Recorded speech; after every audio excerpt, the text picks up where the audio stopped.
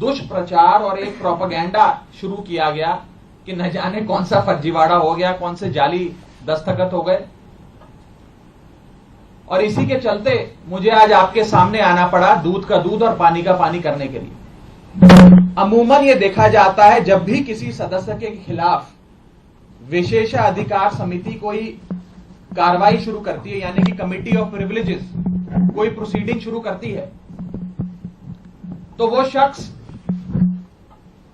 उस पर कोई सार्वजनिक बयान नहीं देता, कोई पब्लिक स्टेटमेंट नहीं देता। लेकिन मेरे को मजबूरन आज भारतीय जनता पार्टी के झूठ का पर्दाफाश करने के लिए आपके सामने आना पड़ा, क्योंकि इतना दुष्प्रचार ये लोग कर रहे हैं। लेकिन मैं आज भी अपने बयान में ना कमिटी ऑफ प्रिविलेजेस के बारे में, ना ऑनरेबल चेयर के बारे में कोई भी बयान दूंगा।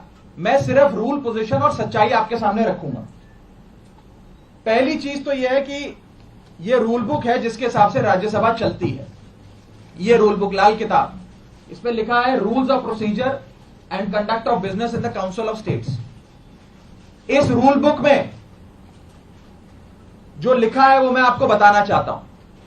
यह रूल बुक कहती है कि किसी भी समिति के, सिलेक्ट कमिटी के गठन के लिए आप नाम प्रस्तावित करते हैं, कोई भी सांसद नाम प्रस्तावित कर सकता है, और जिस मेंबर का नाम प्रपोज किया जाता है, प्रस्तावित किया जाता है, उस मेंबर का ना साइन चाहिए, ना उस मेंबर का सिग्नेचर चाहिए, ना उस मेंबर का रिटन कंसेंट चाहिए।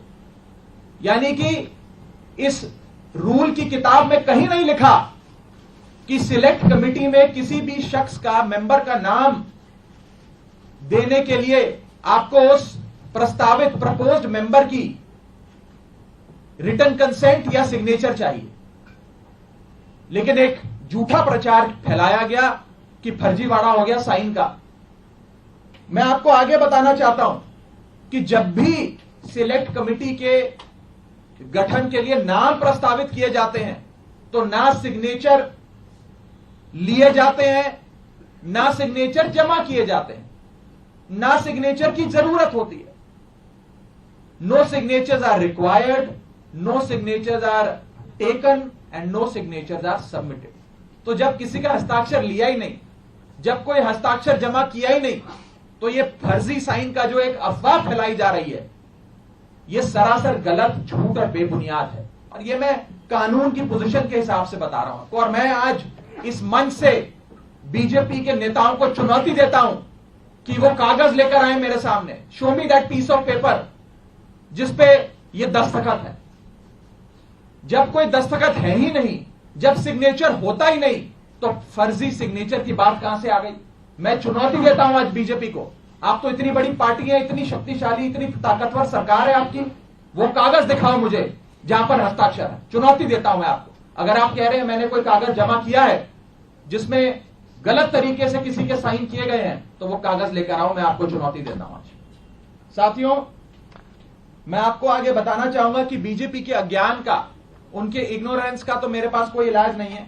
लेकिन प्रोसेस ये होता है कि जब भी कोई विवादित, कंट्रोवर्शियल बिल सदन के भीतर आता है, तो एक समिति गठन की एक प्रक्रिया बताई गई है कि अगर कोई मेंबर चाहे कि इस बिल पर मतदान ना हो, इस बिल पर और चर्चा हो, और इस बिल में क्या चेंजेस किए जाएं वो बताए जाएं, उसके लिए एक समिति का गठन किया जाता है। उस समिति में कुछ नाम प्रस्तावित किए जाते हैं, और जिस शख्स को उस समिति में नहीं रहना, वो अपना नाम विड्रॉ कर लेता है।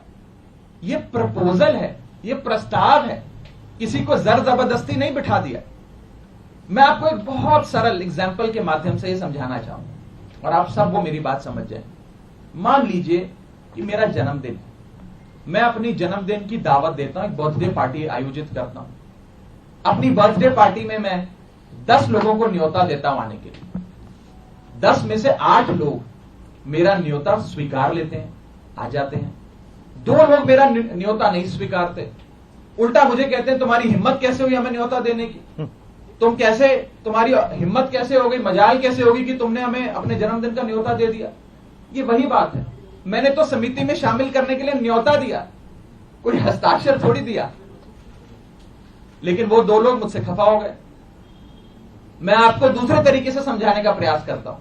आज इस प्रेस कॉन्फ्रेंस में इतने सारे पत्रकार आए हैं, मैंने अपनी पार्टी को 10 पत्रकारों का नाम प्रस्तावित किया कि इन 10 पत्रकारों को आप आज की प्रेस कॉन्फ्रेंस में बुला लीजिएगा, मैं मीडिया से संवाद करना चाहता हूं। 10 में से 8 पत्रकार आ गए, 2 पत्रकार नहीं आए, और जो 2 पत्रकार नहीं आए वो कहते हैं इनकी हिम्मत कैसे हुई हमें न्योता देने का प्रेस कॉन्फ्रेंस का। 2 पत्रकार नाराज हो गए। ये साफ तौर पे इस समस्या का एक सरल सा एग्जाम्पल है। मैं ये बात रखना चाहता हूं कि जो मेरे खिलाफ कंप्लेंट्स दर्ज हुई, जिस मामले को कमिटी ऑफ प्रिविलेजेस को रेफर करा गया, उसका ये पार्लियामेंट्री बुलेटिन है, सरकारी डॉक्यूमेंट है। मैं आज बहुत सबूत लाया हूं दिखाने के लिए आप सबको, ताकि दूध का दूध और पानी का पानी हो जाए। ये पार्लियामेंट्री बुलेटिन है जिसके तहत मेरे खिलाफ जो कंप्लेंट्स आई उसे विशेषाधिकार समिति को विचार के लिए भेजा गया। इस पूरी पार्लियामेंट्री बुलेटिन में कहीं भी फर्जीवाड़ा, फोर्जरी, फोर्ज्ड साइन, सिग्नेचर, हस्ताक्षर, किसी भी शब्द का प्रयोग नहीं किया गया। सिर्फ इतना बोला गया कि इसकी जांच करके बताइए।